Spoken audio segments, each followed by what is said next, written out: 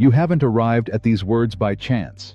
No one finds the invisible path of unspoken wisdom without a force older than time itself, whispering it in their inner ear. In the prelude to dawn, when the light is still hesitating between rising and setting, and the universe seems to hold its breath, something sacred awakens in the silence. There, where the mind yields its throne and the soul begins to speak, vibrates a law as ancient as the first breath of creation, the law of the prosperous murmur. This knowledge is not found in books or transmitted through speeches. There are no temples proclaiming it or gurus marketing it.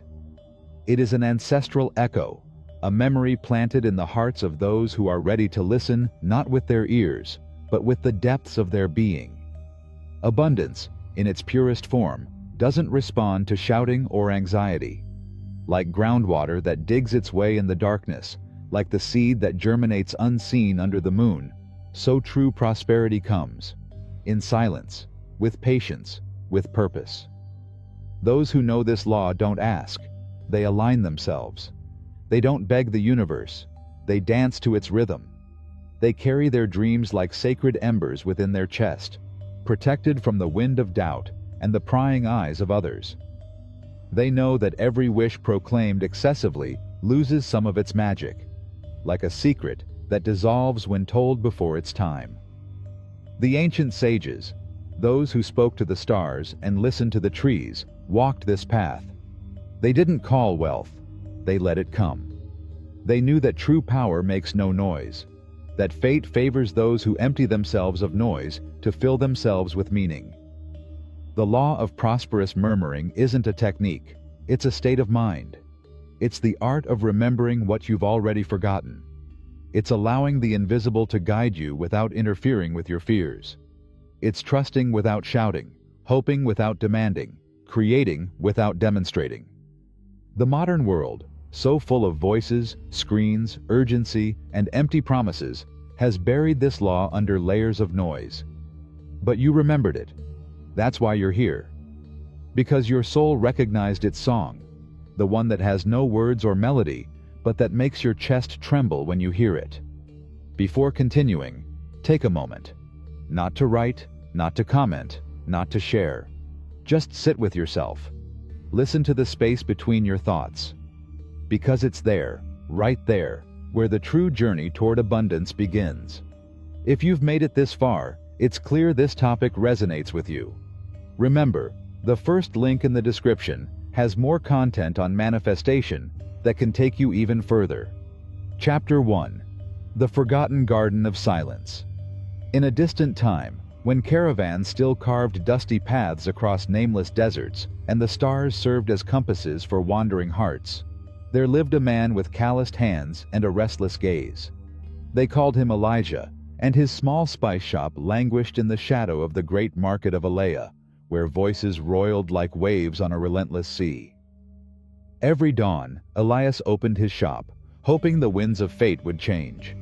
He watched other merchants prosper with ease, while his own increasingly empty shelves began to feel like mirrors of his soul, overflowing with desires, but devoid of answers.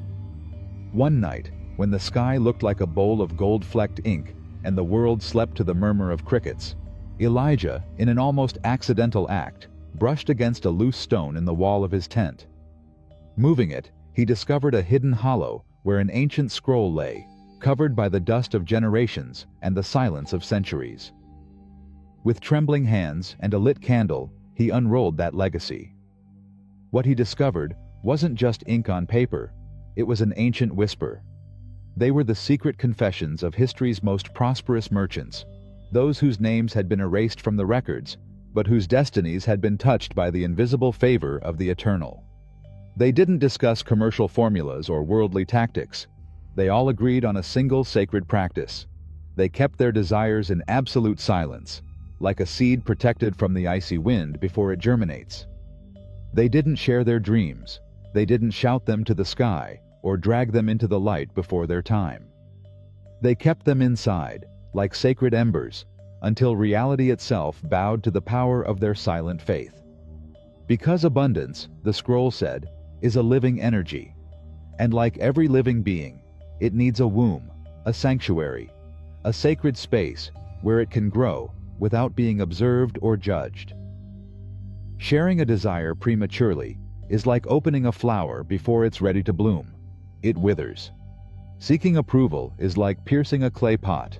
What was meant to hold the miracle fades away, drop by drop. The energy of creation requires seclusion. Just as a caterpillar encloses itself in its cocoon to be reborn, so dreams must be withdrawn within the soul, without words, without witnesses, without exposure. Elijah then understood why his efforts were in vain. It wasn't a lack of work or talent, but rather a lack of spiritual contemplation. He had talked too much, asked too much, relied too much on the gaze of others. Inspired by that revelation, he decided to walk a new path. Each night, instead of seeking advice or sharing his strategy, he sat in front of a small flame and, in silence, with black ink and a new notebook, wrote down in detail the fruits he wished to reap. Not just riches, but freedom, peace, time, fulfillment. Then he closed the notebook, wrapped it in a blue cloth, and hid it under a sacred stone he had found in the willow forest. For 7 days, Elijah didn't say a word about his desires, not to his friends, not to his clients, not even out loud to himself. He kept each intention in the most intimate corner of his being, like someone guarding a gem in a world of faith thieves. And so, without announcement or fanfare, the blessings began to arrive. First, an old woman who asked him for a herbal concoction for insomnia, and then brought half the village with her. Then, a traveler from the north who bought up his entire stash and promised to return. And finally, Elijah's renewed gaze in the mirror. No longer the fearful merchant, but the guardian of a secret garden where power blossomed silently. Today, if you too wish to understand and apply this ancient principle, create your own sanctuary of intention.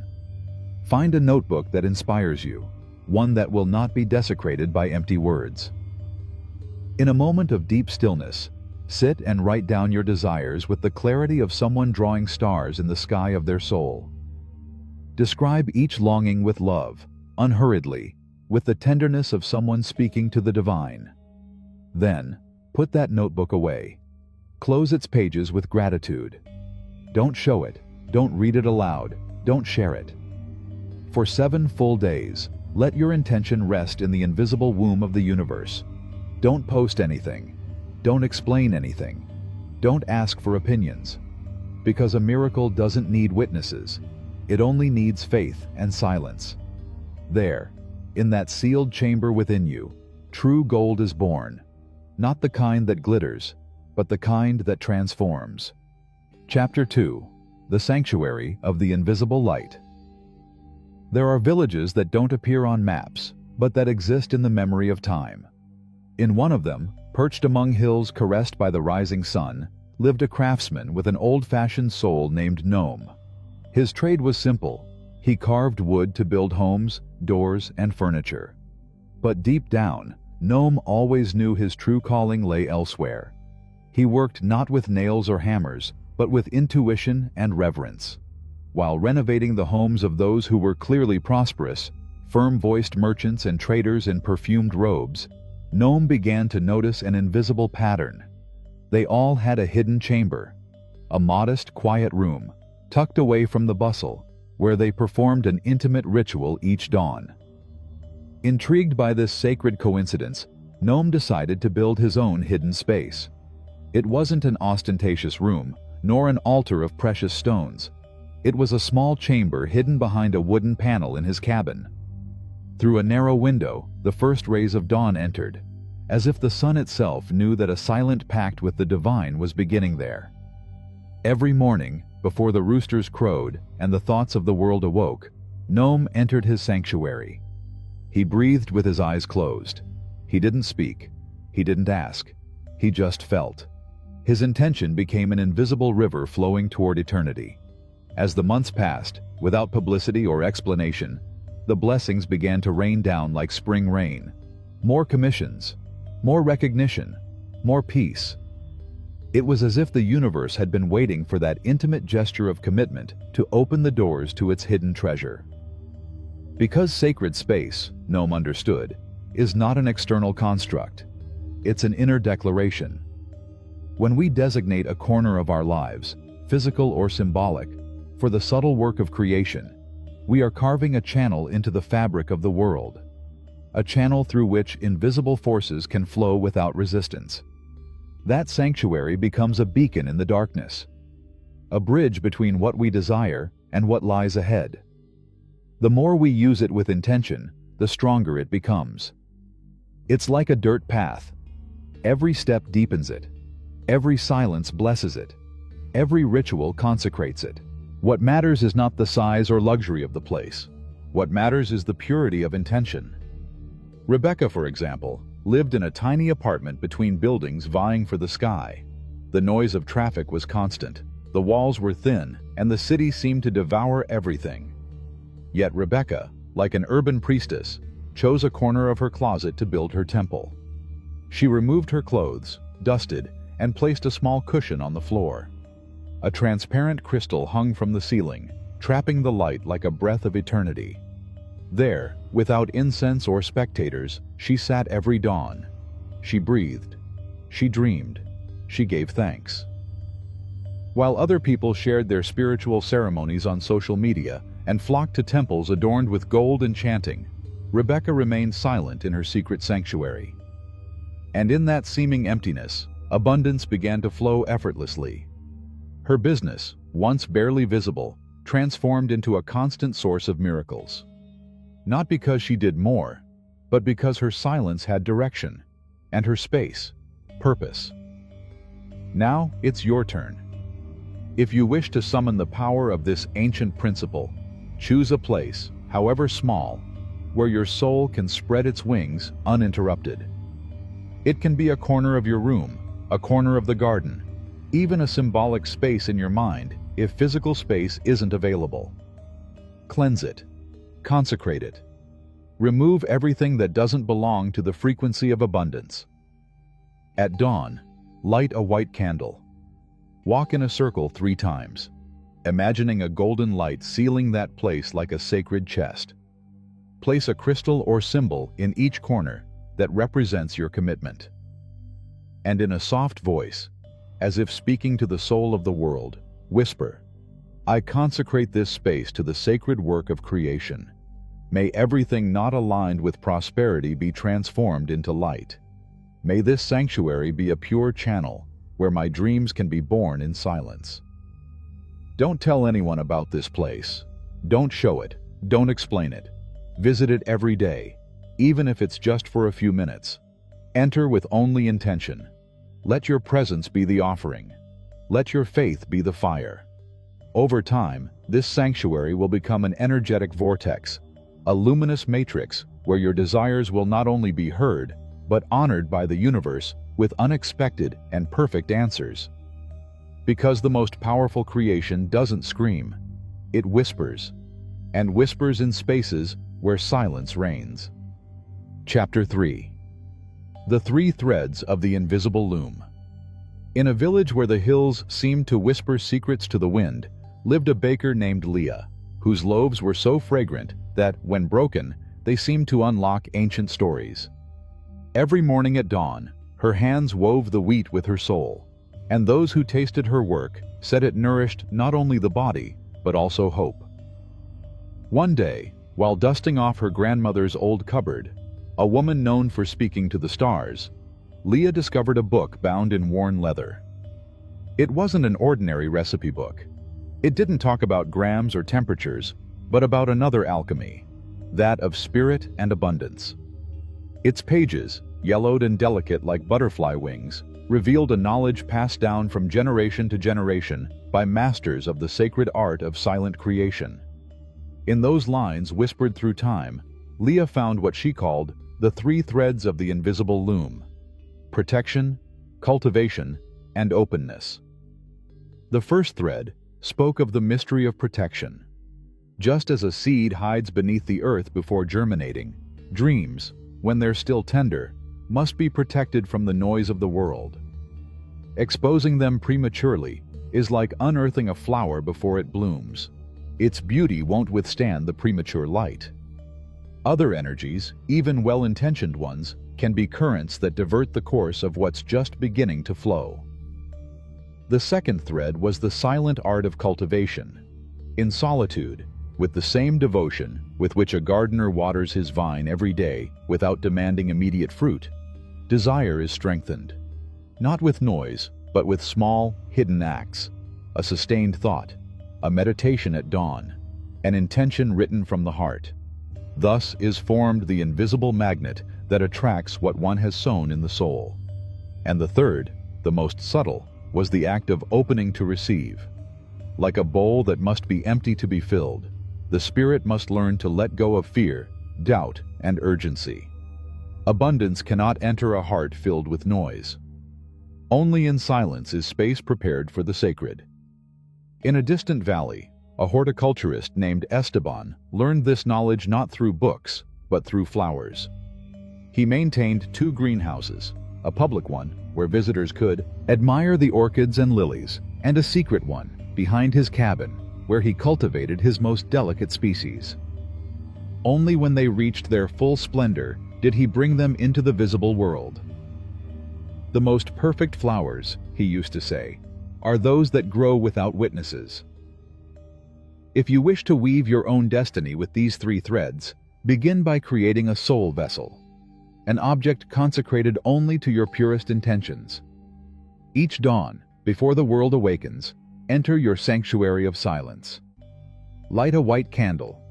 Take a small piece of paper and, with sincere ink, write what you long to see blossom. Fold that paper into 3 folds, as if sealing a secret between heaven, earth, and your heart, and place it in your container. Add 3 drops of an oil that evokes your desire. As you do this, murmur to the wind, "In shelter I sow, in cultivation I strengthen, and in openness I receive."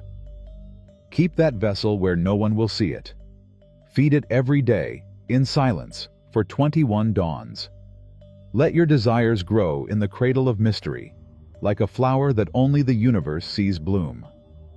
Until one day, without warning, the miracle manifests itself as naturally as the sun rises after the night. Chapter 4. Untie the bonds of the anticipated voice. In a city where words drifted like smoke in a windy tavern, lived a craftsman of wit named Simon.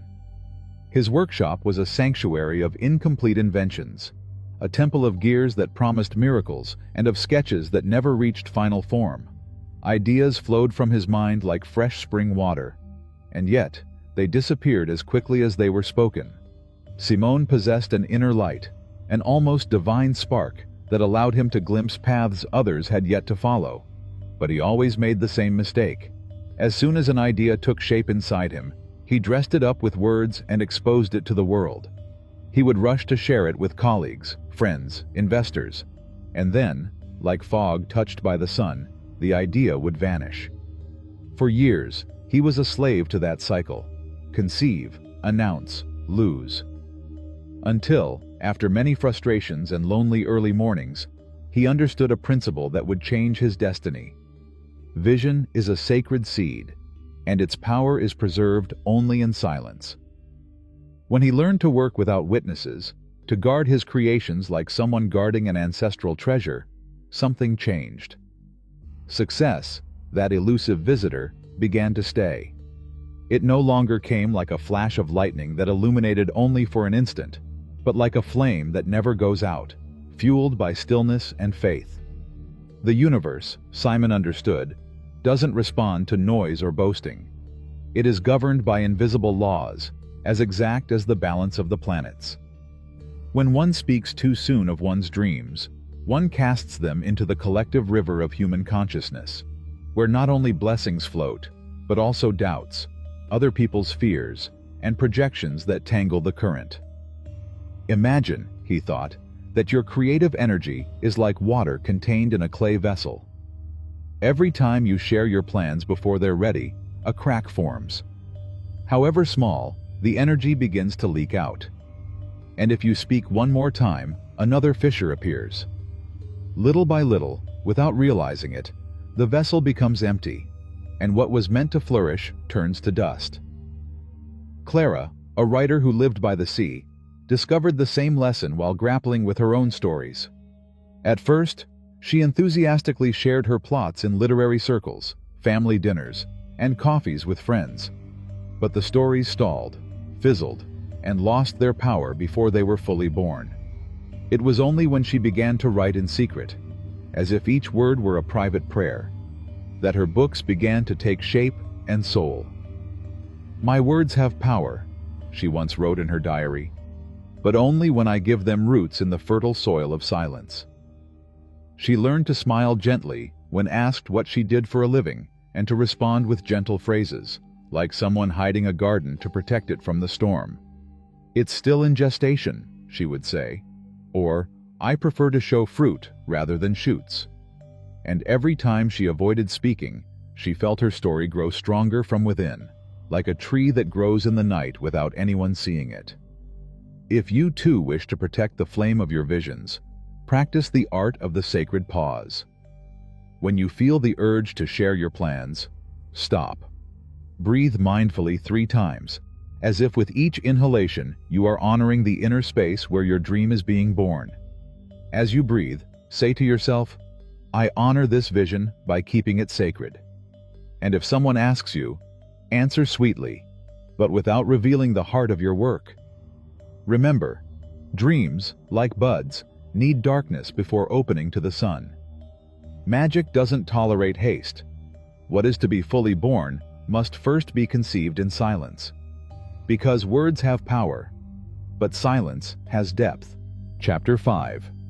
The Ancient Art of Hiding Abundance.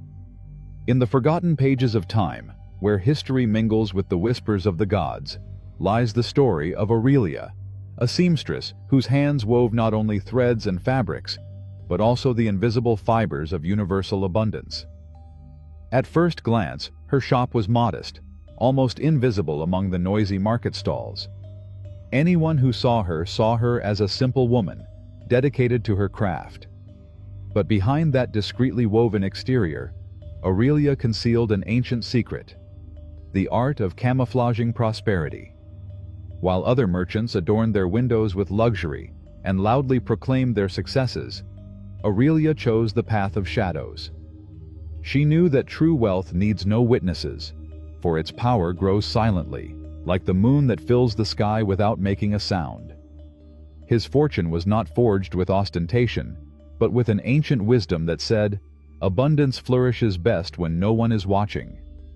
And so, quietly, she became one of the most successful women of her era, without almost anyone knowing. Those who have truly understood the mystery of invisible gold have always lived by the same premise, that showing off wealth before its time is like lighting a torch in the night and hoping the shadows don't come dancing around it. The ancient Nile traders, covered in simple robes, walked among the crowds without revealing their treasures. The sages of the Silk Road traveled like common men, although they carried the secrets of the world in their hearts. Those who make a spectacle of their success attract not only admiration, but also resistance, envy, and subtle interferences that dissolve the sacred bond with the source of all abundance. This lesson was also learned, centuries later, by Raphael, a young modern entrepreneur. At the beginning of his rise, his life was a glittering showcase: luxurious cars, expensive clothes, constant publications showcasing each victory. But with each public display, he felt something crumbling. Deals that were on the verge of closing dissolved. Partners walked away. Competition grew fierce, as if his success was causing storms. Everything changed the day he met an elderly mentor, a silent man whose gaze held the weight of many lives. That wise man taught him the lost art of successful invisibility. Raphael left the stage behind and donned a sober robe. He began to work in secret, withdrawing from the noise of the world, and that's when the magic returned. As he disappeared from the spotlight, his true wealth began to multiply like hidden roots beneath the fertile soil. The less he revealed, the more he received. The more he remained silent, the more he flowed. Because the universe, like an ancient divinity, rewards those who understand the power of spiritual secrecy. If you too wish to honor this path, begin practicing the art of sacred camouflage.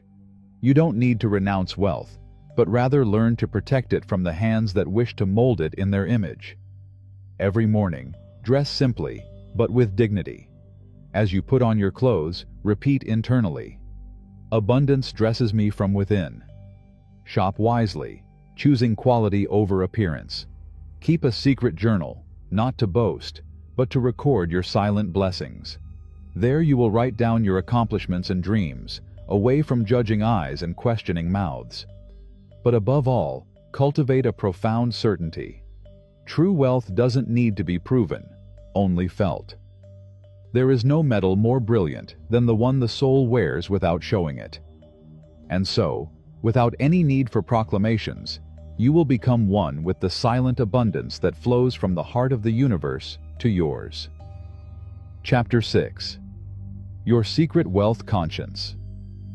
In the quietest corner of an old country house, where shadows danced to the rhythm of the afternoon light, Teresa found an antique, weathered leather notebook. Lifting it from the dusty floor, as if it were a hidden treasure, she realized its pages contained not just words, but secrets. Secrets forgotten by time, written by hands no longer of this world, but whose whispers still lingered, waiting to be heard by those who could hear them. Inside that notebook was the story of her family, not of financial achievements or profitable business ventures, but of secret rituals performed in the privacy of the old house. The prosperity of her ancestors was not due to their cunning in accumulating material wealth, but to their deep connection with the invisible forces of abundance that, although unattainable for most, had always been present for those who knew how to see. Teresa's grandmother, who to many was simply an old woman who ran a small shop, had in fact been a high priestess of abundance. Secretly, she wove the threads of the universe, guided by ancient rituals that channeled wealth not from the outside, but from the very core of her being. And in the pages of the notebook, Teresa discovered what she already suspected. True abundance is not sought. It is not an end, nor a goal that can be achieved through external effort. Wealth is not measured in gold or property, but in the richness of the soul, which springs forth in silence and extends soundlessly into the world. Every family, Teresa reasoned, carries within its spiritual DNA a secret code of prosperity, an internal compass that, when activated, opens the doors to an uninterrupted flow of abundance. However, this code slumbers in the shadows, waiting for the perfect stillness of the soul to awaken. Like the seed that needs darkness to germinate, our consciousness of wealth requires the protection of privacy, the silence that guards the process of creation. The ancient masters understood this with profound clarity. They knew that the outside world, with its expectations and judgments, interrupts the sacred connection with the universal flow of abundance. In this way, Teresa understood that her own lineage of prosperity had not been achieved through external means, but through the practice of sacred silence, through careful attention to the invisible forces that nurture true wealth. In another corner of the world, a man named Samuel lived his life in the modesty of his medical practice. He was not a man of fame or fortune, but his ability to heal was more powerful than any known medicine. Every day, after treating his patients, Samuel retreated to his small studio, a place removed from the hustle and bustle of the world. There, in silence, he meditated and devoted himself to the practice of universal well-being. At first, his life seemed simple and ordinary. The cures he offered were humble, but he often achieved what conventional medicine could not: healing broken hearts, restoring peace to lost souls, restoring hope to the hopeless. Little by little, his patients began to speak of him with reverence. "He's a healer," they said, though Samuel never took credit for the cures. He knew that everything that happened through him didn't come from his own skill, but from the deep connection he maintained with a much larger source, the same one that moves the stars and life itself. One day, while meditating in his study, he realized something that would change his life forever. Abundance is not only material, but spiritual. He already possessed immense wealth, a wealth that could not be measured by earthly possessions. His capacity to heal, to love, to give, was a reflection of that inner abundance.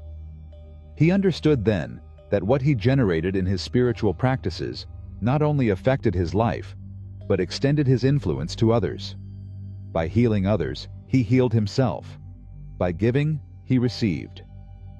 Samuel, in his humility, had been practicing the ancient art of hiding his true wealth. The world saw him as a simple doctor, but in his soul, he was a man deeply connected to the universe. Every time he healed, he activated an energetic resonance that connected him to the invisible threads of universal abundance. And like Teresa with her grandmother's notebook, Samuel also discovered that true wealth lies not in what is seen, but in what remains hidden. Inner peace, unconditional love, silent wisdom. The key to unlocking this inner richness, as Teresa and Samuel discovered, lies in sacred solitude.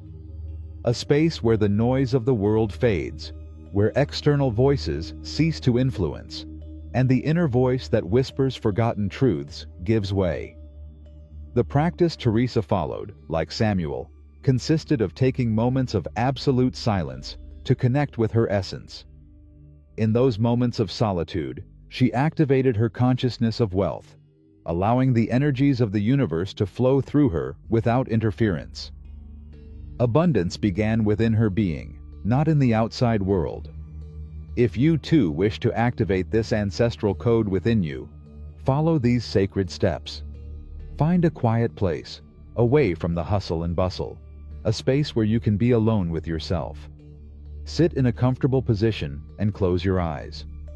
Imagine a golden light flowing through your body, activating every cell, every fiber of your being, awakening the consciousness of abundance that resides deep within your soul.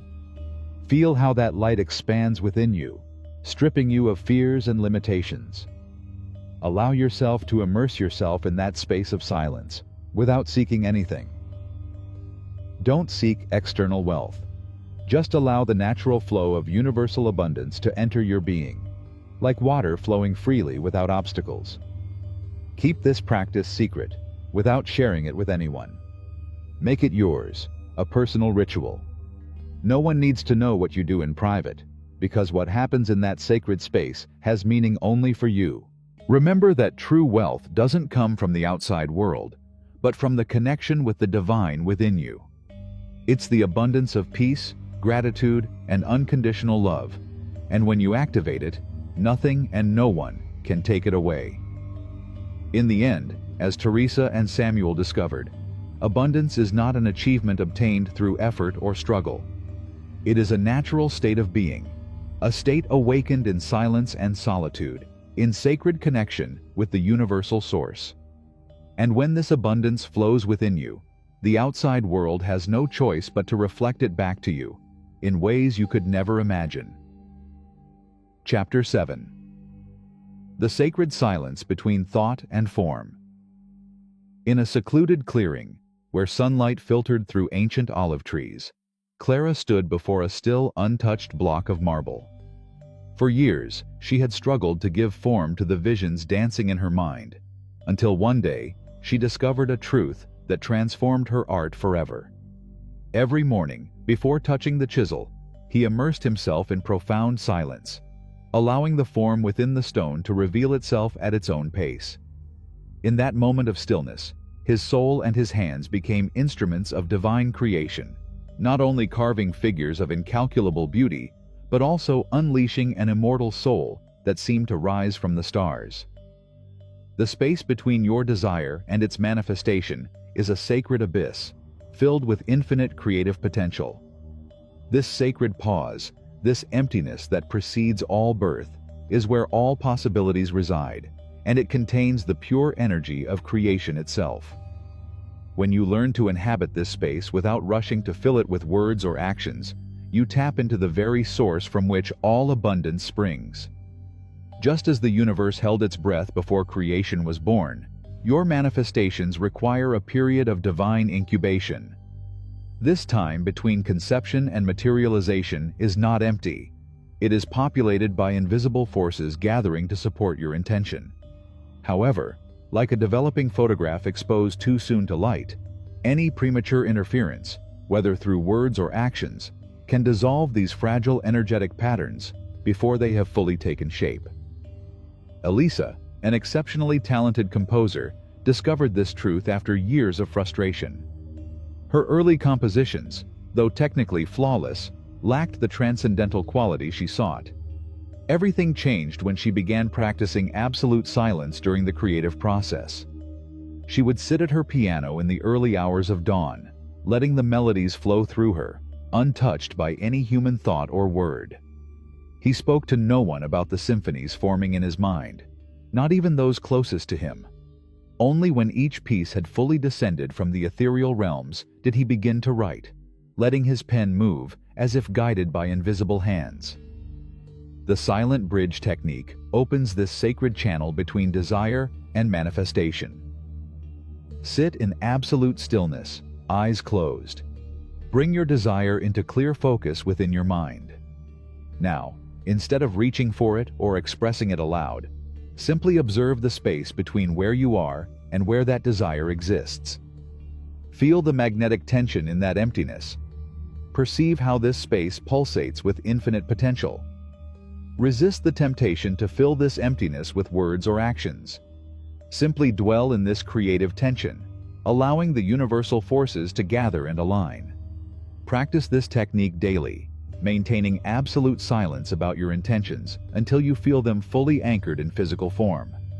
Through this practice, you will discover that manifestation does not occur through force or declaration, but through your ability to become a pure channel for divine creation to flow through the sacred silence of your being. Chapter 8. Dissolving the need for validation. In a small healing center tucked away in a quiet village, Magdalena treated her patients with results so astonishing they defied conventional explanation. However, she kept her most powerful methods secret, using them only when she was alone. Although trained in traditional medicine, she discovered that her true gifts emerged when she let go of the need for scientific validation. In the solitude of his practice, he developed abilities that transcended ordinary healing, but only after he stopped seeking the approval of his skeptical peers, who demanded proof and explanations. The universe responds to authentic inner knowing with a power that is multiplied when uncontaminated by external doubt. When you release the need for outside approval, you connect with a source of power that flows directly from universal consciousness. This connection weakens every time you seek validation from those who don't understand your unique path. Your natural abundance magnetism operates at its fullest capacity only when you completely trust your inner guidance. Like a radio signal freed from interference, your manifestation frequency becomes clear when you stop diluting it with the opinions of others.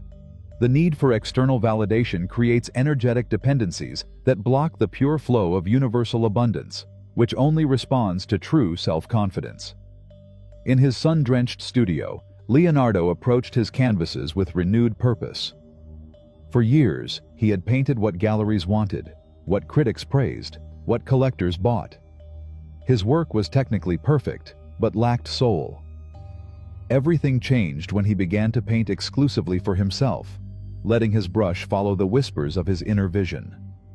He stopped attending exhibitions, stopped reading reviews, and created in complete privacy. Within months, his art transformed, acquiring such power that those who observed it spoke of experiencing true spiritual enlightenment. His success multiplied precisely because he had stopped seeking it. To build unwavering internal validation, begin with this ancient practice. Stand in front of a mirror, in complete privacy.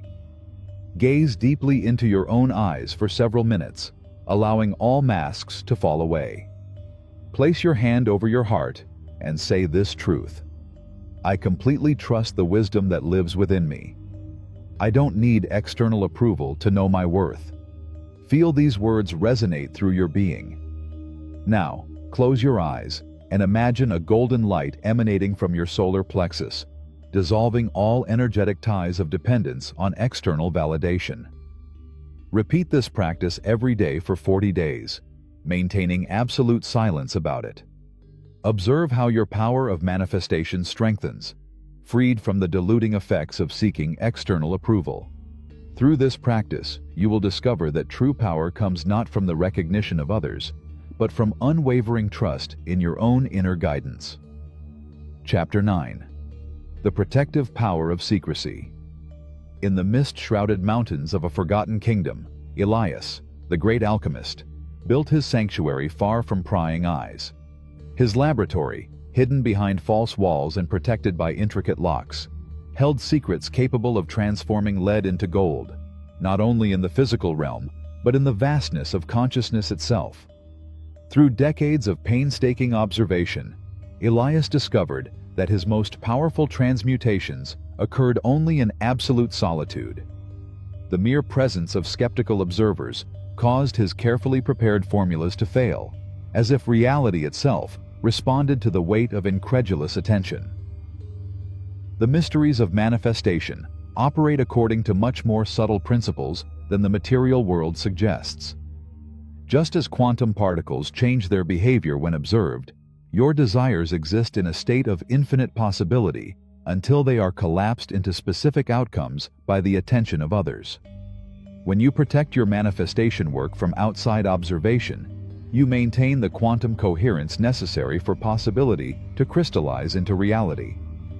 Think of your desires as delicate seeds germinating in the dark soil of consciousness. Every skeptical glance, every doubtful thought from others creates waves of interference that can alter the very pattern of your manifestation field. This is not a simple metaphor, but a fundamental law of energy dynamics. Observation changes the observed. Through years of healing work, Isabella discovered this truth in her own practice. Her energy sessions produced astonishing results, but only after she stopped announcing them beforehand or discussing them afterward.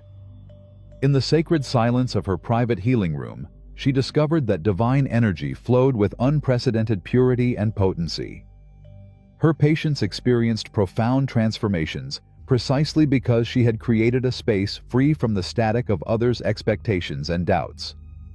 To protect your own manifestation work from psychic interference, practice this ancient shielding technique. Before beginning any manifestation work, create a sphere of protective light around your sacred space. Visualize this sphere as an iridescent bubble that allows beneficial energy to flow to you while deflecting all forms of psychic interference. Strengthen this shield by tracing the following symbol in the air in each cardinal direction: a spiral within a circle, representing the infinite power of protected creation. As you draw each symbol, chant the sound Om 3 times, feeling the vibrations seal your energetic boundaries.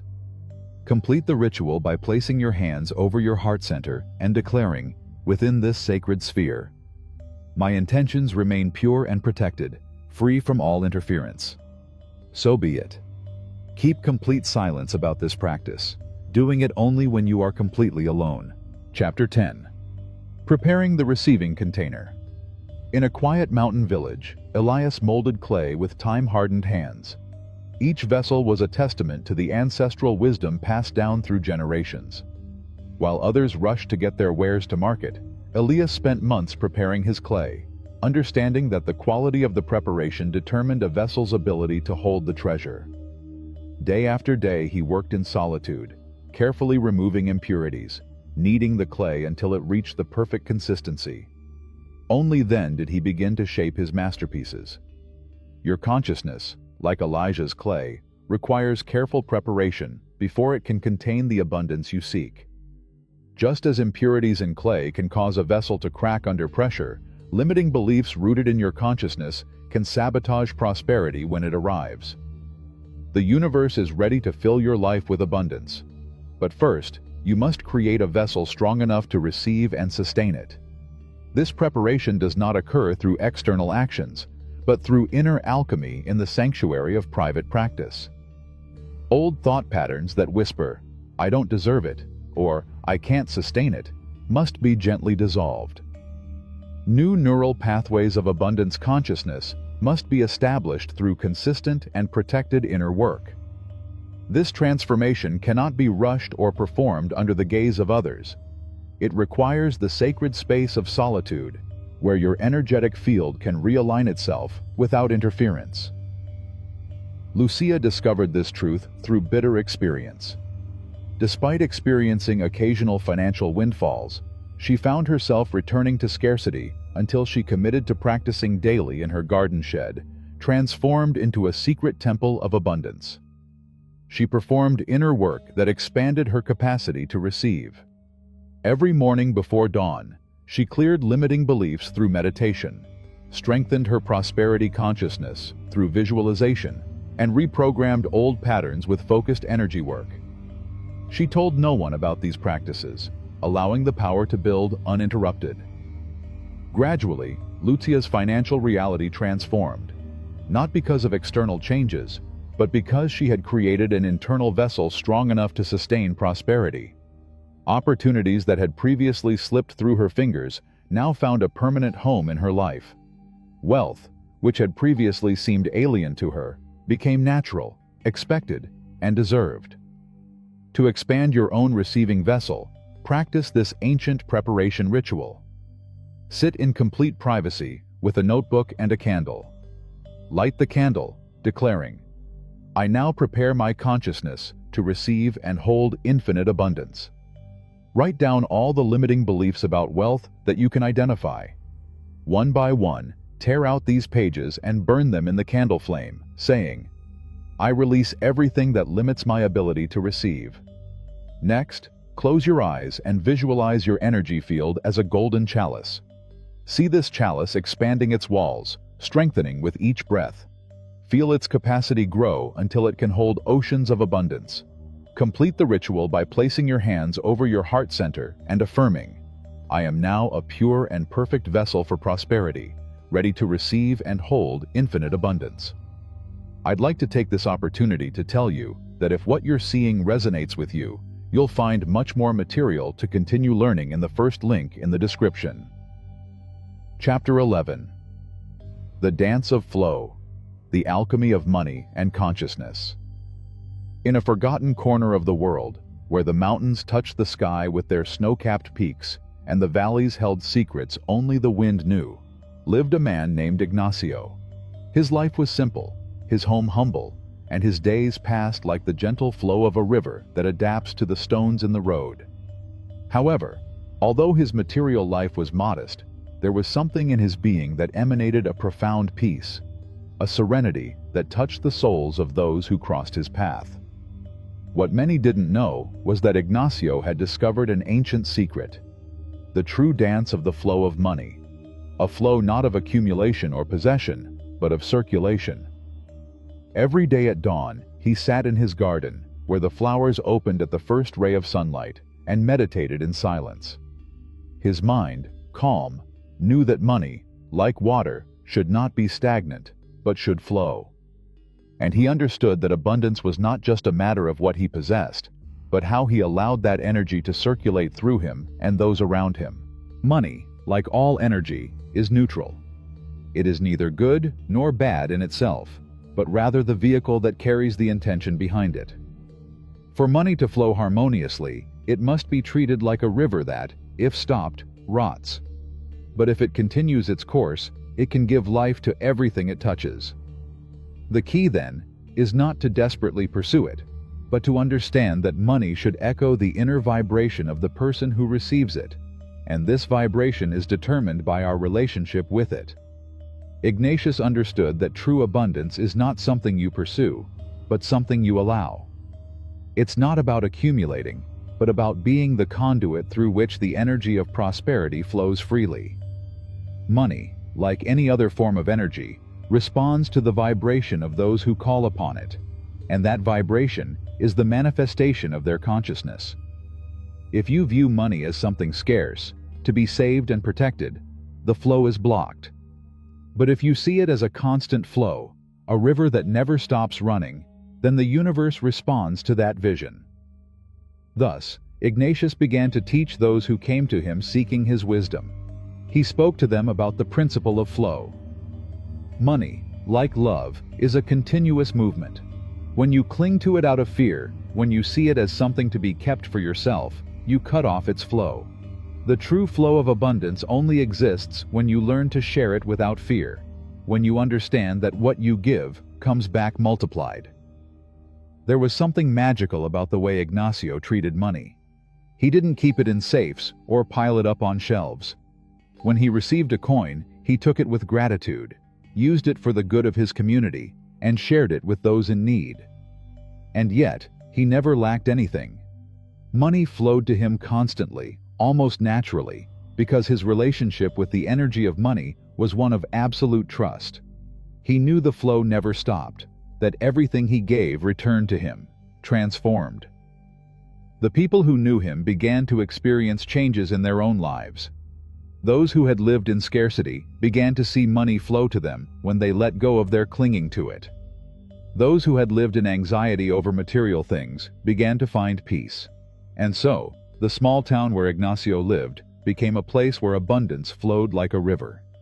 It was not a place where money was worshipped or hoarded, but a place where it was understood that true prosperity lies in the constant circulation of energy. Through his daily practice, Ignacio taught the importance of maintaining a high vibration, of being in tune with the flow of the universe. He said, "Money is a reflection of the abundance of the universe, but only if you allow the universe to flow it through you. The key is not what you have, but what you are able to give." Money is an extension of your own energy, a reflection of how you see the world. If you fear losing it, you will lose it. If you trust that there will always be more, there will always be more.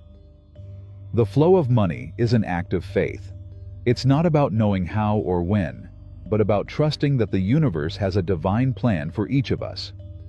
Faith isn't blind, but a deep wisdom that understands that everything in the universe is interconnected. And that faith, that trust in the constant flow, allows money to come naturally, without forcing anything, without expecting anything, just allowing what is meant to be, to be. In Ignatius's teachings, money was not just an object of material exchange, but a symbol of the infinite abundance of the universe. When we understand that money is merely a form of energy, we stop seeing it as an end in itself. We stop measuring our lives by the amount of money we have and begin to measure them by the amount of love, generosity, and gratitude we share. Because in the end, what truly matters is not how much money we possess, but how much life we are willing to share, how much joy we are capable of giving, how much light we can radiate to those around us. For those who wanted to experience this flow of abundance, Ignatius offered a simple exercise. Every time you receive money, bless it. Every time you give it, do so with gratitude. Every time you feel scarce, remember that the flow never ceases, that abundance is always available, and that money, like any other form of energy, multiplies only when it is given without fear, with generosity and trust. Over time, those who practiced these teachings began to see money as an extension of their own energy. They stopped living in fear of scarcity and began to live with a deep faith in the constant flow of life. And, just as Ignatius had promised, money began to come to them in unexpected ways, flowing toward them like a river that cannot be stopped. Thus, the secret of the dance of flow is not to control money, but to understand that true abundance is a constant movement. And when you allow yourself to be the conduit of that energy, when you fully trust the flow of life, the universe responds, and money flows to you as naturally as water flows to the sea. Chapter 12. The Transformation of Being. The Art of Internal Alchemy. In a secluded corner, where the echoes of ancient sages still whispered among the trees and rocks, lived a woman named Clara. Her seemingly peaceful life was marked by a profound inner search. Over the years, Clara had tried to understand the mysteries of the universe, but she always felt there was something beyond what her eyes could see. She knew that true wisdom came not from books, nor from the teachings of men, but from a deeper understanding, a knowing that could only be achieved when the entire being aligned with the cosmic vibration of the universe. One day, While walking through the forest surrounding her home, Clara came across a stone she had never seen before. It wasn't an ordinary stone, but an object that seemed to vibrate with its own energy, as if it held an ancient secret. Upon touching it, Clara felt an immediate connection. A soft, almost imperceptible voice spoke to her. "The secret of transformation begins within you, not in the outside world." These words resonated deeply in her heart. Clara knew the time had come to look within and discover the true power that lay within. Like the stone she had found, she too was a vessel that held the possibility of transformation. But for this transformation to occur, she must begin by shedding everything that prevented her from being who she truly was. Alchemy, the ancient art of transforming lead into gold, was not limited to the physical plane. The great masters of antiquity understood that true alchemy was an internal process, a journey towards self-knowledge and self-acceptance, which transformed the darkness of the soul into light. Clara understood that true transmutation is not about changing the external world, but about changing one's perception of oneself and the universe. In other words, the transformation of the being begins in the heart, where the divine spark that illuminates everything it touches is found. In her quest to understand this process, Clara began studying the ancient teachings of the alchemists. They spoke of the great work, the process of achieving inner perfection, purifying the soul, and elevating consciousness to a higher level. The alchemists, according to their writings, had discovered that to transmute lead into gold, they must first transmute the human soul, purifying its desires, thoughts, and emotions. This process, although symbolic, was a representation of the human capacity to transcend its limitations and reach its highest potential. The great work was not achieved through complex formulas or secret knowledge, but through the alignment of one's being with the cosmic forces that govern the universe. Clara understood that to become the best version of herself, she must abandon the rigidity of her limiting beliefs, the stagnant emotions, and the negative thoughts that still resided in her mind. Only when she freed herself from these internal chains could she experience true transformation. The key to this process lay in acceptance and detachment. Clara began to observe her thoughts and emotions with the necessary distance to avoid identifying with them. She knew that the mind, although powerful, was only an instrument. She couldn't allow herself to be dominated by her thoughts, but rather learn to observe and transform them. Every negative thought, every limiting belief, every fear, was like a piece of lead that needed to be purified.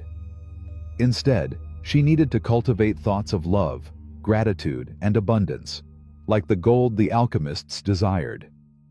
The first step in her transformation process was learning to forgive herself. Clara had lived for many years burdened with guilt and remorse, believing she had made irreparable mistakes.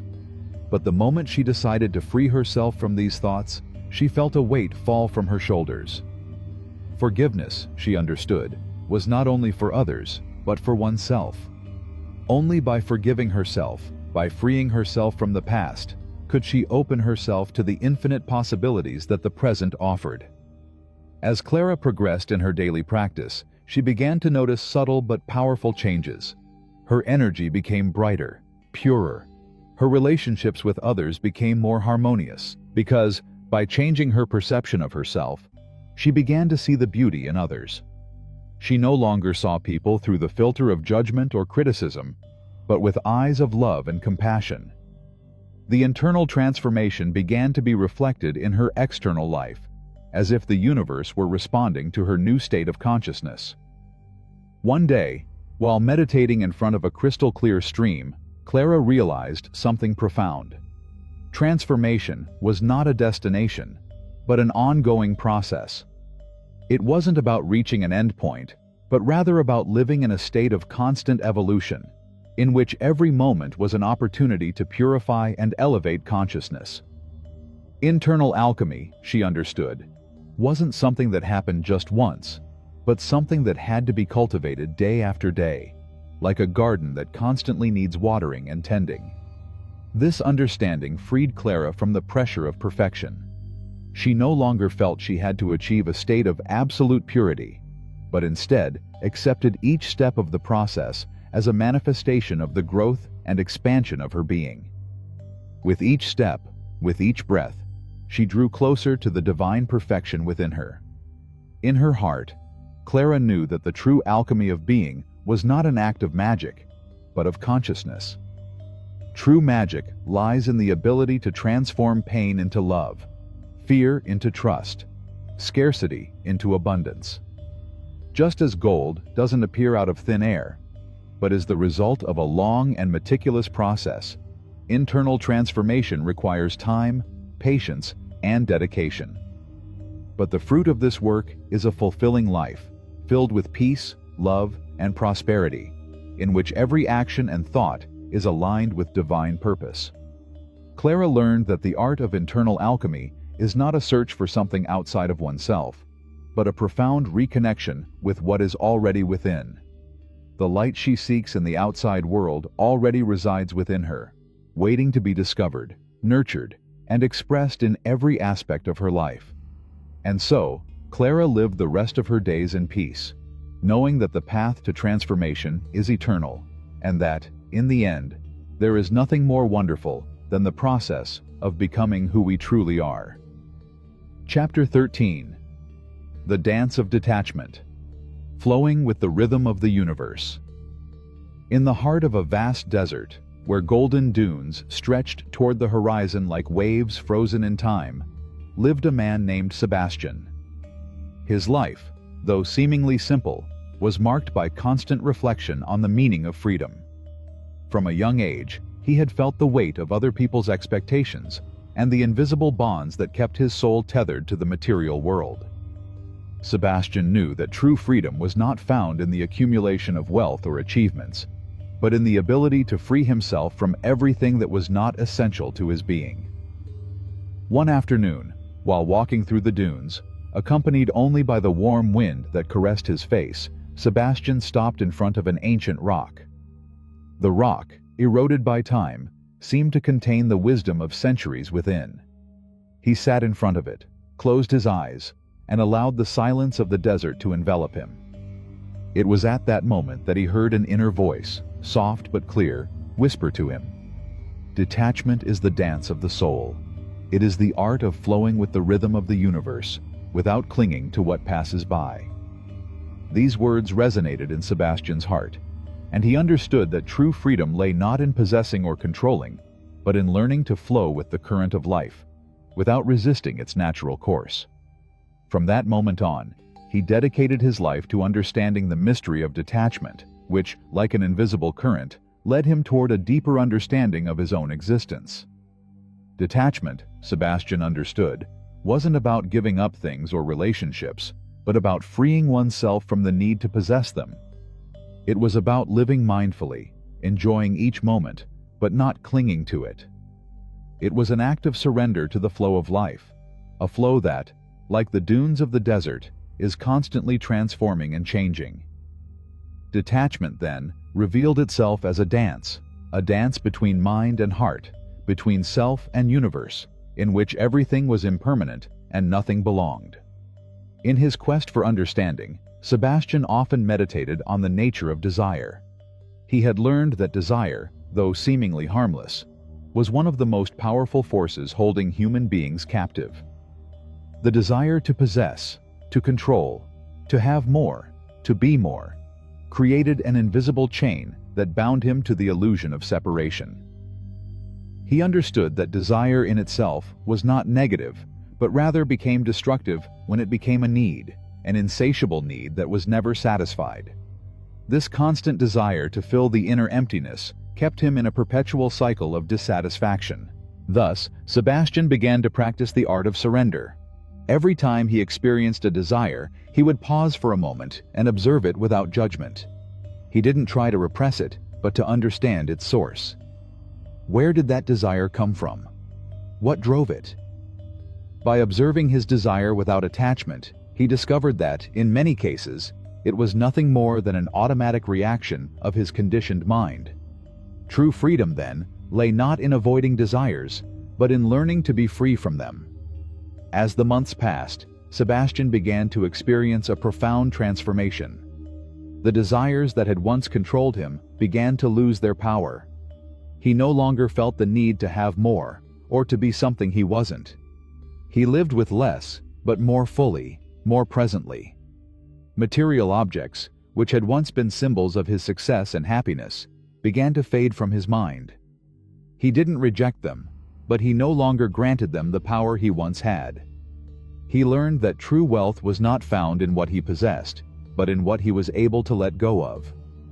One afternoon, while walking along the same desert path where he had had his revelation, Sebastian watched the wind gracefully move the dunes, molding their shape effortlessly.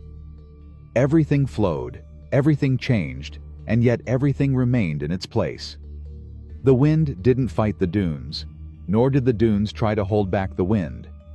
Both allowed themselves to exist in their impermanence, knowing that each moment was unique, and that the only constant was change.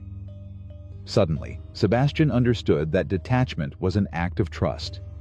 It was trusting the universe, trusting the flow of life. When you cling to something, you are actually distrusting the natural flow of existence. You are trying to control the uncontrollable. But when you let go, when you surrender to the rhythm of the universe, you become a channel for life to flow through you. Detachment, then, was not just a release from desire, but an invitation to trust in the perfection of the present moment. The act of letting go of what no longer serves you, is an act of love for yourself and for life. Only when you learn to let go of what weighs you down, can you make room for the new, for what the universe has in store for you. Detachment, then, is not a renunciation, but a celebration of the freedom and abundance that exists in each moment. It is a reminder that, ultimately, we are not masters of anything, but temporary custodians of what has been given to us. Through his daily meditation and reflection practices, Sebastian began to understand that, like the desert, his life was filled with vast empty spaces begging to be filled with the beauty of experience. However, for that beauty to manifest, he must let go of his expectations and allow life to unfold at its own pace. Detachment was, therefore, the key to opening the heart and allowing love and abundance to flow effortlessly. The sun was beginning to set over the horizon, bathing the dunes in a golden light. Sebastian sat at the top of one of the dunes and gazed into the distance. He no longer felt the need to chase after something or achieve a specific goal. He was at peace with who he was, with what he had, with what life offered him. He had learned that true freedom lay not in struggle, but in surrender. He had learned to dance with the wind, to flow with the rhythm of the universe, knowing that in every movement there was a lesson, an opportunity to grow and transform. And so Sebastian lived out the rest of his days, free from the shackles of desire, flowing with the rhythm of life, knowing that detachment was not a renunciation, but a celebration of the infinite abundance of the universe. Chapter 14. Attracting Prosperity. Alignment with the Universal Flow. In a small town surrounded by green hills, lived a woman named Clara, known for her wisdom and her ability to attract prosperity in an almost magical way. Despite the hardships faced by most people in her community, Clara always seemed to be surrounded by abundance. Her garden flourished in the driest season, her businesses thrived effortlessly, and her personal life was constantly expanding. No one knew exactly how she did it, but everyone knew that prosperity followed Clara wherever she went. One day, a young man named Miguel, struggling to keep his business afloat, decided to seek Clara's help. He approached her home with a mixture of hope and skepticism. After a brief conversation, Clara invited him into her garden, where the beauty of nature seemed to speak for itself. "I want you to observe the way the plants grow here," Clara told him as they walked among the flowers. "I don't force them to grow. I let them be, and I trust that nature will know how to make them bloom. The same is true with prosperity. Abundance isn't something we should chase or strive for. We must align ourselves with it, allow it to flow to us without resistance." Miguel frowned, not fully understanding. Clara smiled, as if reading his thoughts. "Prosperity is an energy, Miguel. It's the same flow that keeps life moving. You can't attract what you don't understand, nor expect something to come to you if you're at odds with what already exists. From that moment on, Clara began teaching Miguel how to attract prosperity from a place of inner peace, aligned with the universal flow. He soon understood that, instead of pursuing abundance with constant effort and desire, he needed to open himself to it, recognize its presence, and align himself with its energy. The key lay in receptivity, in the ability to receive without internal barriers blocking the flow. The universal flow of prosperity. Prosperity isn't just a matter of money, it's a matter of energy. The universe is designed to provide abundance, but it's often we ourselves who block the flow of this abundance due to our limiting beliefs or our resistance to change. It's common to think that prosperity only comes with constant effort and struggle, but this perspective limits our possibilities. Prosperity, in its deepest essence, is a state of being, not just a matter of having. It is the result of aligning ourselves with the universal energy that connects us to all that exists. This energy flows constantly, but to receive it, we must be willing to open ourselves to it, to allow it to transform us and guide us toward the opportunities that await us. True abundance begins within. If we harbor thoughts of scarcity, if we are in a constant state of fear or doubt, we block the flow of prosperity. On the contrary, when we change our mindset, when we embrace abundance as something natural and available to everyone, we begin to attract it naturally. To align yourself with the universal flow of prosperity, it's essential to create an inner space of peace and openness. Here's a guided meditation that will help you connect with this energy and open yourself to receiving the abundance that is yours by divine right. Find a quiet place, sit in a comfortable position, and close your eyes. 1. Start with breathing. Take a deep breath. Inhale slowly and deeply through your nose, filling your lungs with fresh air. Feel your body expand with the inhalation. Then, exhale slowly through your mouth, letting go of any tension or worries. Do this several times, allowing each breath to take you deeper into a state of relaxation. 2. Relax your body. Direct your attention to your body. Feel each part of you relax, starting with your feet and slowly moving up to your head. Relax your legs, hips, abdomen, chest, shoulders, arms, and finally, your neck and head. Release any tension or resistance you may be holding. 3. Visualize a field of golden light. Now, imagine that you are standing inside a field of golden light. This field is warm, bright, and filled with positive energy. Feel how this light surrounds you, envelops you, and fills you with a sense of peace and calm. The light is abundant and pure, and know that it is here to bring prosperity and well-being into your life. 4. Connect with your heart. Direct your attention to your heart. Imagine that your heart is emitting a soft, warm light, a light that expands with each beat. This light is the energy of prosperity, love, and abundance. Feel how your heart beats in tune with the universe, recognizing that prosperity is a natural extension of your being. 5. Repeat prosperity affirmations. Now, as you immerse yourself in this space of light and peace, repeat the following affirmations, feeling each word with your whole being. I am an abundant being, and prosperity flows to me easily. I am aligned with the universal flow of abundance. I receive everything the universe has to offer me with gratitude and acceptance. Prosperity is everywhere, and I am open to receiving it in all its forms. I trust that the universe provides me with everything I need to live a full and prosperous life. 6. Feel prosperity flowing toward you. Now visualize how this golden energy begins to move through your body, filling you with a sense of well-being and abundance.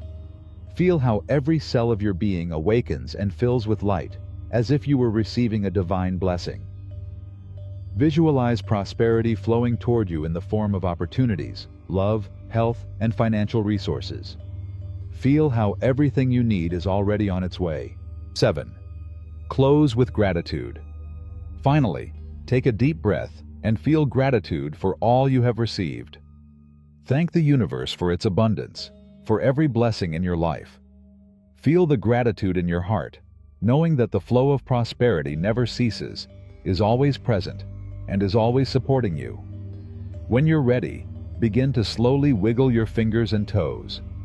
Gently open your eyes and return to the present moment, bringing with you the feeling of prosperity and abundance.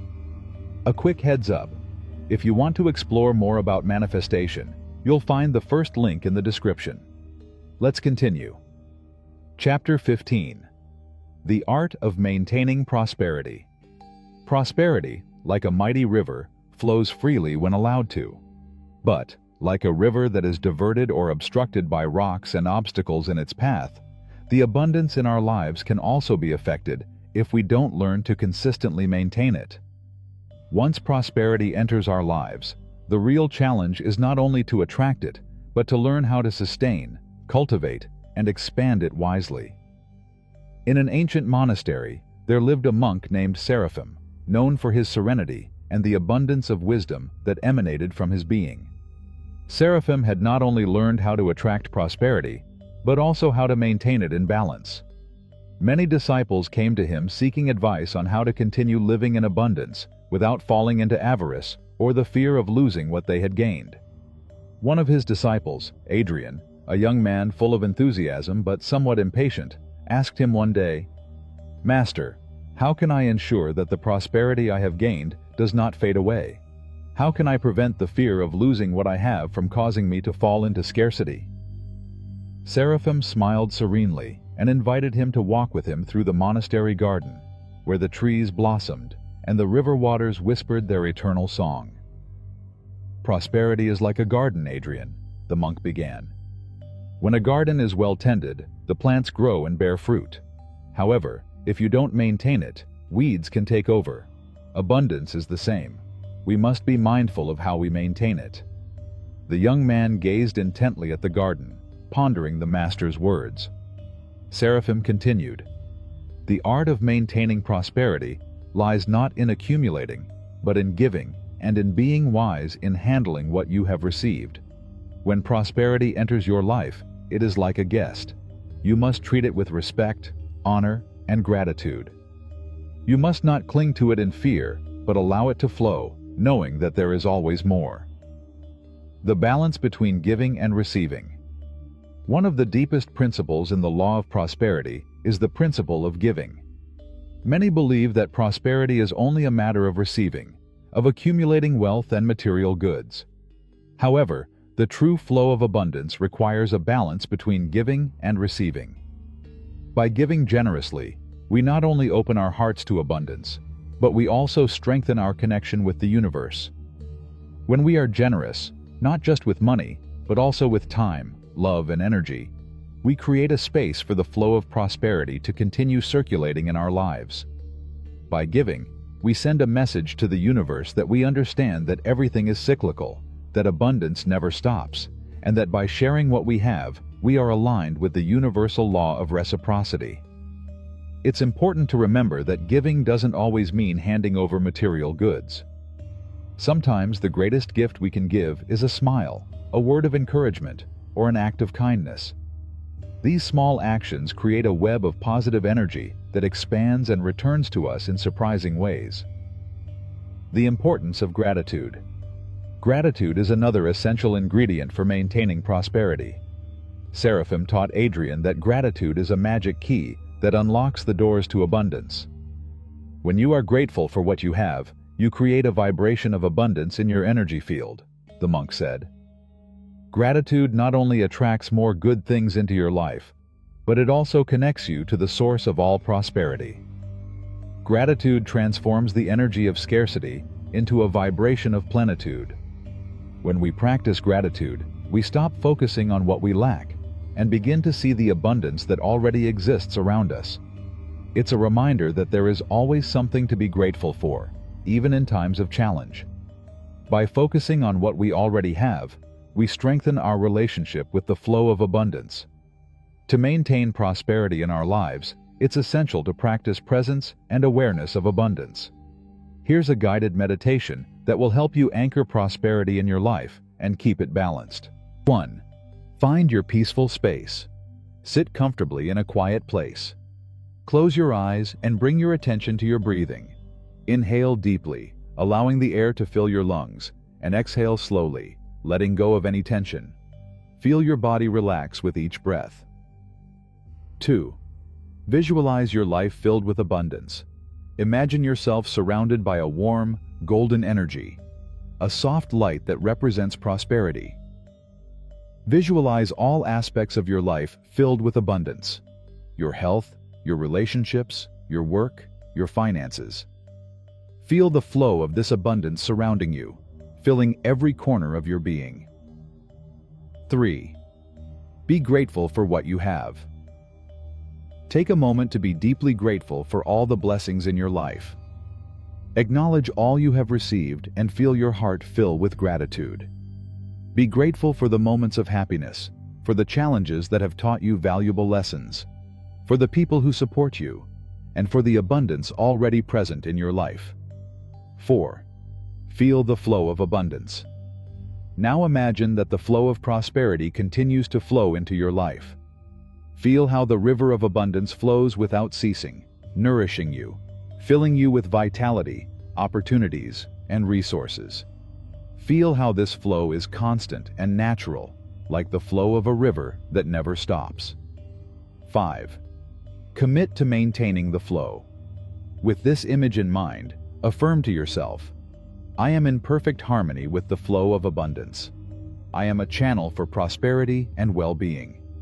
I am grateful for everything I have received and open myself to receiving more. My life is full of abundance, and I commit to keeping this flow in balance. 6. Close the meditation with gratitude. Take a moment to give thanks again. Be grateful for the continuous flow of prosperity in your life. Feel how this energy of abundance expands and strengthens within you. Feel peace, knowing that prosperity is always with you. When you're ready, take a deep breath, gently wiggle your fingers and toes, and open your eyes, returning to the present moment. The wisdom of maintaining prosperity. Over the years, Seraphim taught many that the key to maintaining prosperity is not clinging to what one has, but rather maintaining an open, generous, and grateful attitude. Prosperity is not something that is lost, but something that is sustained with proper awareness and a commitment to living in alignment with universal abundance. Always remember that the flow of prosperity is inexhaustible. When you learn to maintain balance between receiving and giving, and to cultivate gratitude and presence, you will see how abundance not only persists, but grows and expands infinitely in your life. Chapter 16. The Art of Manifestation. Manifesting is a subtle art that connects the mind, heart, and spirit in an act of conscious creation. We often think of manifesting as a process in which we ask for what we want, visualize the outcome, and wait for the universe to respond. However, true manifestation goes beyond this simple act of asking. It's a process that involves aligning yourself with the laws of the universe, trusting the natural flow of life, and, above all, being willing to receive what is meant for you. Manifestation isn't a gimmick or a simple technique. It's a way of life, a way of being that allows us to attract what we desire in a way that aligns with our deepest selves. The key to successful manifesting lies not only in the power of our thoughts, but also in the purity of our intentions, in our ability to let go of control and trust the process. In a distant village, there was a man named Eloy, known for his ability to manifest whatever he needed in his life. He wasn't a rich man, or especially lucky, but he seemed to have extraordinary luck. When asked about his secret, Eloy smiled and said, "Manifestation isn't a matter of wanting something badly. It's about understanding that what you desire is already yours. You just have to allow it to come to you." One day, a young man named Gabriel approached Eloy seeking wisdom. "Master, I've heard of your ability to manifest your desires. How can I, too, learn to do it?" Eloy looked at him calmly and invited him to sit by the river. "Manifestation is like a flowing river," he explained. The water always follows its path, effortlessly. In the same way, when you align yourself with your true essence, desires flow to you without resistance.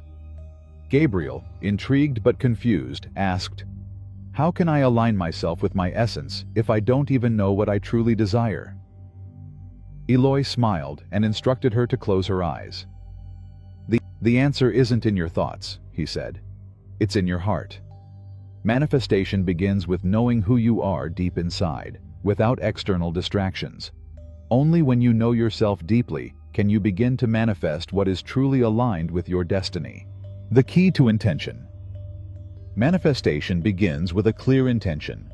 Without intention, desires dissipate like the wind. However, a powerful and focused intention has the ability to move mountains, to transform the intangible into the tangible. Intention is the anchor that connects our desires to physical reality.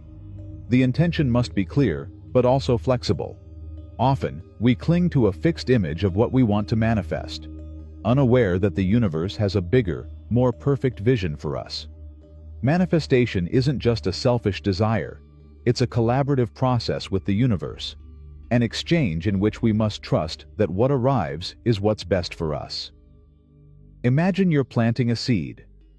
At first, you don't know exactly what the plant will turn out to be, but you know that what you're sowing has infinite potential. Similarly, when we manifest, we must trust that the seed of our intention will grow and develop in the best possible way, even if the path isn't always clear. Release control. One of the biggest blocks to manifestation is the desire to control the how and when. The desire for immediate results can create a resistance that prevents manifestation from happening. The universe operates at its own pace, and when we try to rush it, we only create unnecessary tension that blocks the natural flow of energy. Eloy explained to Gabriel, "The trick isn't to force the desire. The trick is to let go of control, to allow the flow to happen naturally." Manifestation requires patience and faith. When you focus too much on the details, you distance yourself from the vibration that connects you to the universe. Trusting the process is essential. Sometimes our rational mind wants to know how everything will turn out, but the real magic happens when we let go of that need for control. Letting go of control doesn't mean being passive. Rather, it's an act of conscious surrender. It's an act of trusting that the universe knows what's best for us and will lead us there in the most perfect way. The vibration of manifestation. Vibration is the key to attracting what we desire. Everything in the universe, including our emotions and thoughts, is composed of energy that vibrates at different frequencies. The law of attraction teaches us that we attract what is in a similar vibration to ours. If we wish to manifest abundance, we must align ourselves with the vibration of abundance. If we seek love, we must vibrate with love. Gabriel was surprised to hear this, and Eloy explained, "Manifestation isn't just about visualizing what you want. You need to feel what you want. When you experience the emotion of what you desire, you are already activating the vibration that will attract that energy to you." The universe responds to emotions more than words. This means that visualization is only part of the process. True power comes when we feel, with our entire being, that we have already received what we have asked for. This is the essence of conscious manifestation, creating the feeling of gratitude and satisfaction, even before the result materializes. Here's a guided meditation to activate the energy of manifestation in your life. You can practice it whenever you feel the need to manifest something, or when you want to strengthen your ability to create what you desire. 1. Find a quiet place. Sit comfortably in a place where you won't be disturbed. Close your eyes and bring your attention to your breathing. Inhale deeply through your nose, feeling the air fill your lungs, and exhale slowly, releasing any tension. 2. Visualize your desire. Now, imagine that you already have what you desire. See, hear, and feel everything that entails. Imagine how you would feel if you were already living that reality. Feel gratitude in your heart, as if you were already receiving the blessing you have requested. 3.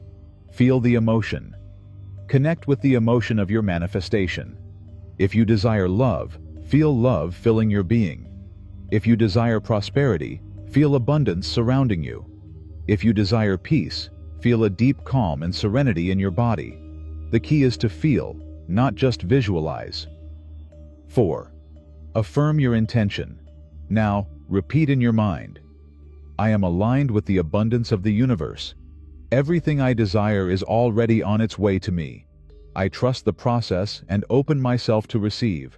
Manifestation is happening now. Feel this affirmation resonate deeply within you. 5. Let go of control. With each breath, feel yourself letting go of control. Let the process unfold naturally. Trust that what you have asked for is on its way to you. Relax in the knowledge that all is in order. 6. Close the meditation with gratitude. Finally, give thanks for all you have already manifested and for what is yet to come.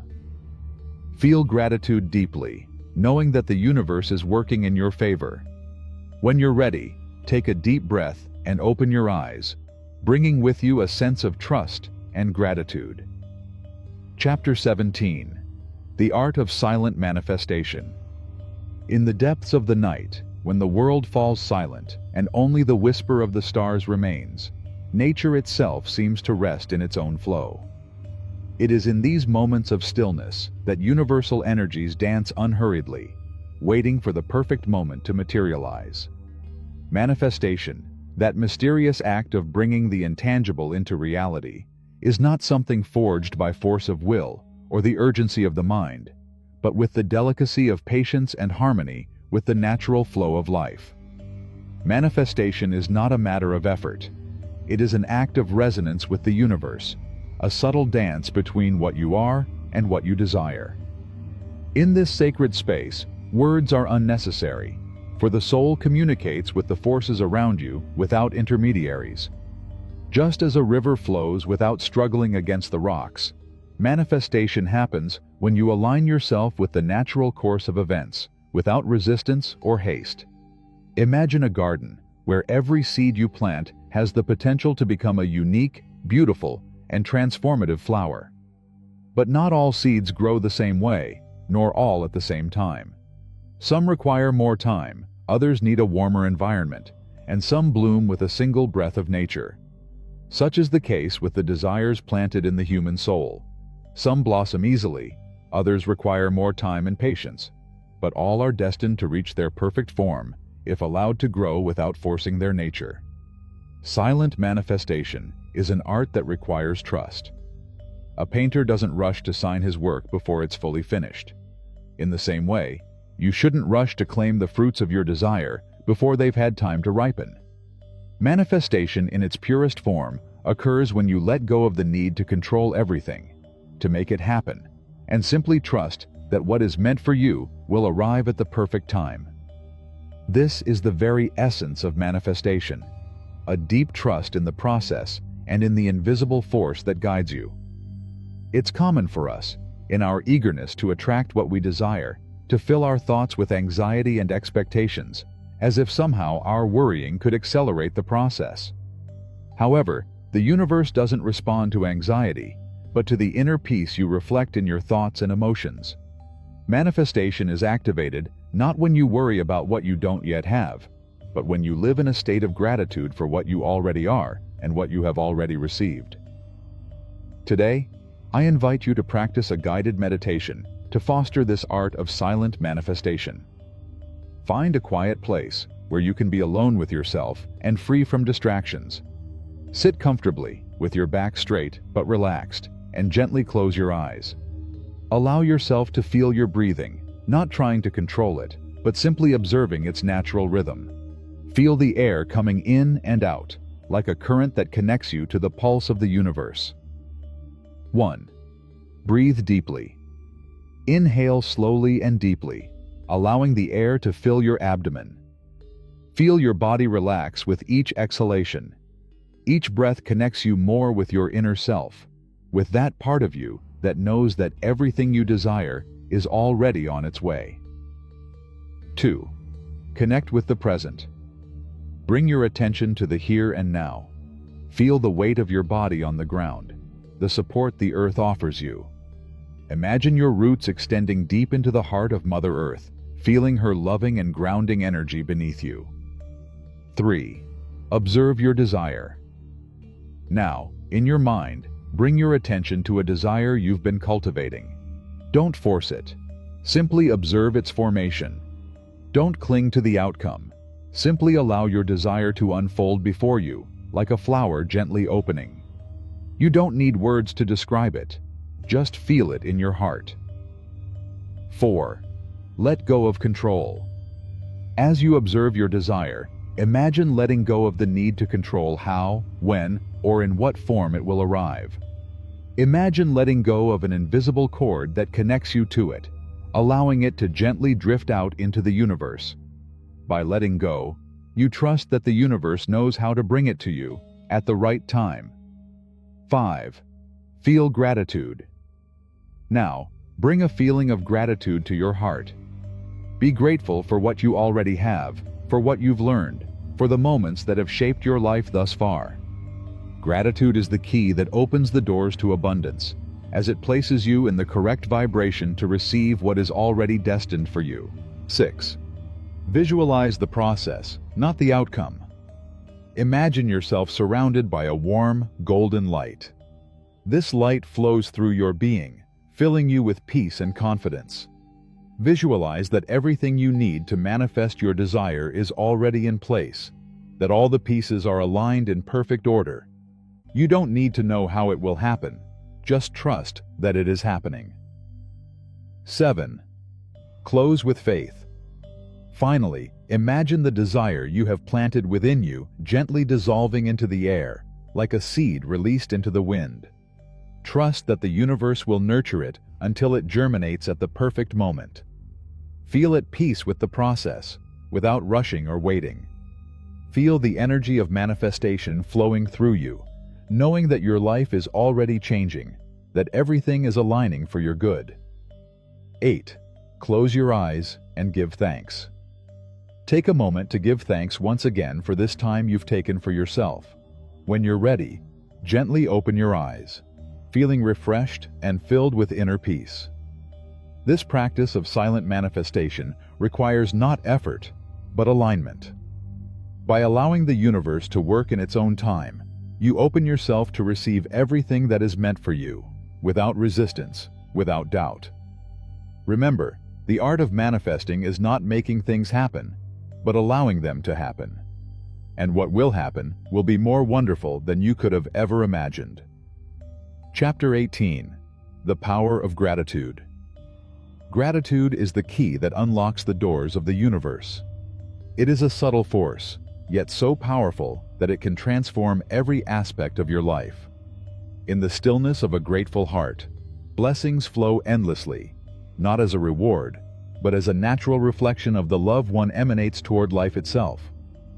The deeper your gratitude, the more the blessings that come to you are amplified, not because the universe rewards it, but because your vibration rises, becoming a magnet for what you desire. Gratitude is not just a practice, it's a philosophy of life. It's not just about giving thanks when things are going well, but about recognizing the abundance in all aspects of existence, even in times of challenge. It's easy to be grateful when circumstances are favorable, but it's in adversity that gratitude becomes an act of courage. By looking at life with grateful eyes, even the shadows can become sources of wisdom. Every challenge, every pain, has a hidden purpose that is only revealed when it is accepted with gratitude.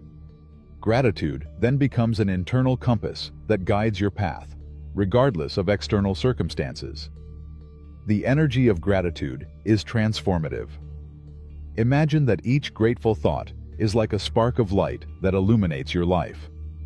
Every time you express gratitude for something, whether it's an obvious blessing or a painful lesson, that spark is amplified, generating a ripple effect that affects everything around you. In this way, the act of gratitude becomes a creative act, an act of consciously creating your reality. When you are grateful, you raise your vibrational frequency, and the law of attraction responds to this elevated vibration by bringing you more of what you appreciate. Gratitude not only opens the doors to what you desire, but it also connects you to what you already have.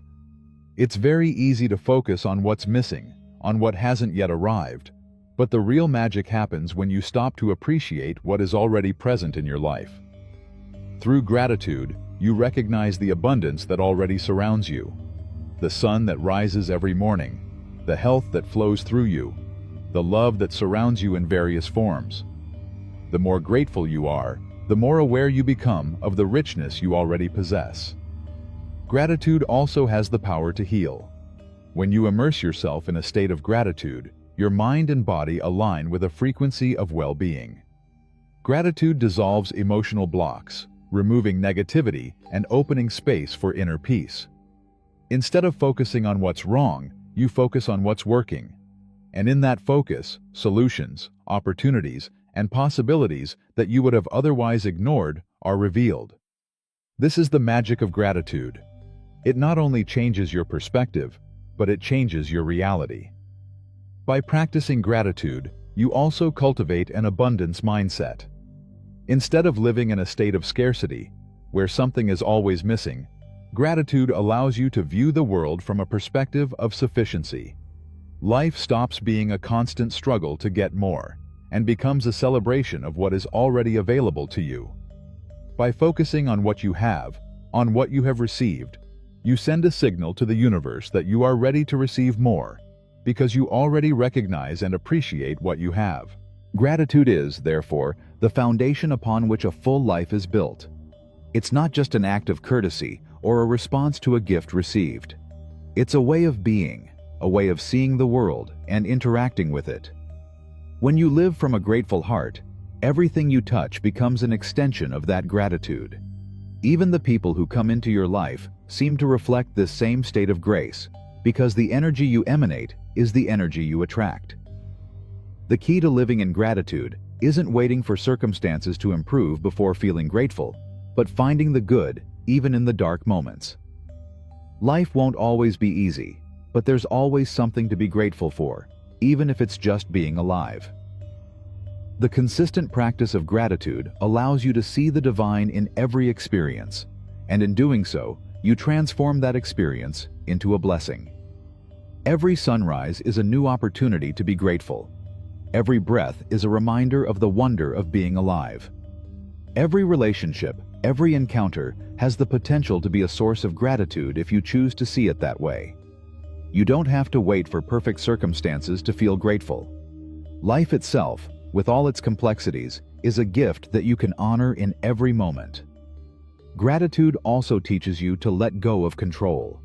It's easy to fall into the trap of believing you have to force things to happen, that results are only achieved when you act with effort and determination. But gratitude invites you to let go, to trust that what is meant for you will come without you having to fight for it. It's the recognition that, despite your efforts, there are much greater forces at play, and what truly belongs to you, what is truly yours, will come when you are ready to receive it. This act of letting go is liberating.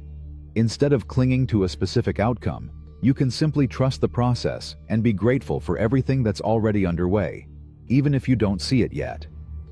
Gratitude becomes an act of surrender, an act of accepting the perfection of the present moment. Gratitude, then, is much more than an occasional practice. It's a way of being in the world, a way of perceiving life through the eyes of the soul.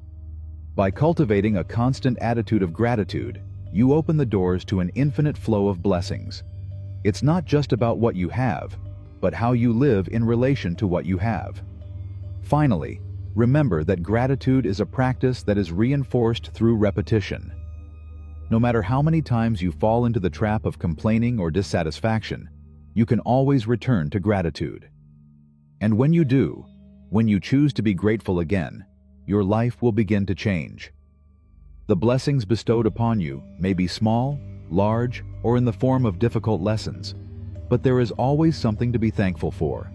And in that act of giving thanks, the universe responds, amplifying your energy of gratitude and bringing even more blessings into your life. Chapter 19. The alchemy of being. The internal transformation. In the remote valleys where the mountains touch the clouds and the wind seems to sing in a forgotten language, there once lived a wise old man named Elijah. He lived alone, far from the noise of the world, and his life was lived in silence, like that of trees meditating in their stillness. He was not known for his words or his explicit teachings, but those who encountered him arrived like travelers lost in the fog, searching for answers they didn't yet know they needed. Elijah understood a fundamental truth. True alchemy lies not in the transformation of metals, but in the transmutation of being. Purity of soul is achieved not through external formulas or rituals, but through a deep and silent understanding of one's inner nature. Others, often caught up in the struggle to dominate the external world, are unaware of the secret power that lies within their own essence. For years, Elias devoted his time to the silent observation of nature, for he knew that everything in the world was a reflection of universal wisdom. He observed how the seasons changed effortlessly, how the river adapted to the terrain without losing its force, and how the stars maintained their course across the vast firmament. Everything in the universe, he believed, follows a principle of perfect harmony. If only human beings could learn to flow with that same naturalness, they would live without tension, without conflict, without struggle. One day, a young man named Ariel, exhausted by life's uncertainty, arrived at Elijah's refuge. He had heard rumors of his wisdom and, desperate for answers, decided to seek him out. When he arrived, he found the old man sitting under a tree, motionless, his eyes closed, as if listening to a secret melody in the wind. "Master," Ariel said, her voice cracking from the weariness of her search, "I have traveled long roads. I have studied the arts, the sciences, the philosophies of the world. But despite everything, I feel that something is missing, that I remain incomplete. How can I find the peace I so long for? How can I manifest abundance and love in my life?" Elias opened his eyes slowly, as if Ariel's question wasn't new to him, but one that echoed in the vast echo of time. "My son," he said softly, "peace is not found outside of you. Peace is an internal state, a condition of being that can only be achieved when you understand the truth of your own existence. Just as a river doesn't question why it flows, you shouldn't question why you live. Just flow with life." Ariel sat beside him, unable to fully understand the master's words. The old man watched him silently, waiting for the young man to be ready to hear something deeper, something that can only be understood in the silence of the heart. "Listen, Ariel," Elias continued. "The alchemy of being is not an external process. It is an internal journey, a journey toward your true self. To transmute your life, you must first know the essence of who you are, beyond your thoughts, beyond your emotions, beyond your desires." The young man looked at the old man, puzzled. "What does that mean, Master?" "It means that manifestation begins deep within you," Elijah replied. "It's easy to fall into the trap of believing that the outside world must change for us to change. But true transformation happens when we change internally, when we change our perception, our relationship with the universe." Elijah paused, allowing silence to fill the space between them. "The universe is not something we must conquer. It is something we must resonate with, something we must vibrate with. When our emotions, thoughts, and actions are aligned with the divine essence that resides within each of us, the world begins to manifest what we need. It is not effort that brings change, it is inner peace, clarity of purpose." Ariel listened, but still didn't fully understand. Elijah, sensing his confusion, guided him to a small nearby stream. Together they sat by its crystal-clear waters. "Look at water," Elijah said. "Water doesn't struggle to flow. It doesn't strive to change its direction. It simply follows the course of life, adapting, renewing itself, and in its journey, transforming everything it touches. Manifestation, like water, is not an act of force, it's an act of flow." "So," Ariel asked, "the key is to just let things happen?" "Yes, the old man replied. "But there is something more. You must learn to listen, to observe.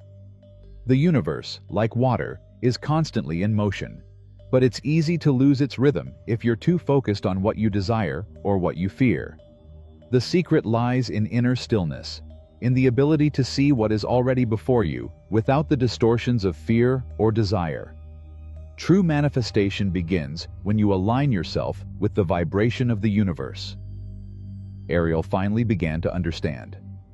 Manifestation wasn't a matter of constant effort, but of tuning into the forces of the universe, allowing them to flow through oneself.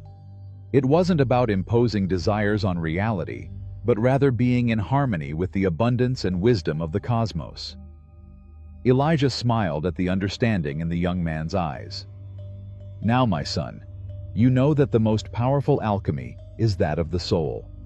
Manifestation is not an act of will, but an act of being who you truly are, being aware of your divine power, being one with the eternal flow of life." And so, Ariel remained silent, feeling the profound peace that emanated from those words. He finally understood that he didn't need to look outside himself for what had always been within, the key to unlocking his true abundance. Before we say goodbye, I want to remind you that in the description, you'll find the first link to continue exploring manifestation in a much deeper way. Don't settle for just learning a little more. Invest in yourself, follow your curiosity, and discover everything you're capable of achieving. See you soon.